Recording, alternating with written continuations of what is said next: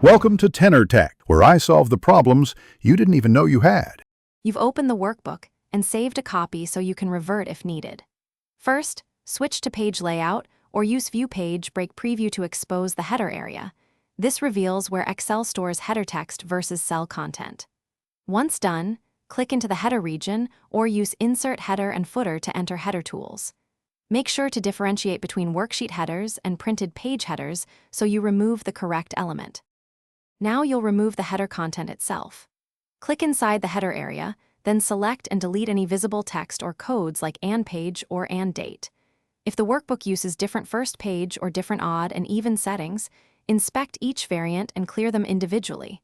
These options live on the Header and Footer Tools Design tab. Once cleared, press ESC or click back into the sheet to exit header editing so the change persists for printing. Finish by using Print Preview or File Print to confirm headers are fully removed across pages. If a header still appears, make sure page margins, scaling, and the different first page settings aren't reintroducing content. Also inspect the header for embedded images or shapes that require selecting and deleting separately. If removal fails, revert to your saved copy and try clearing headers via Page Setup Header/Footer.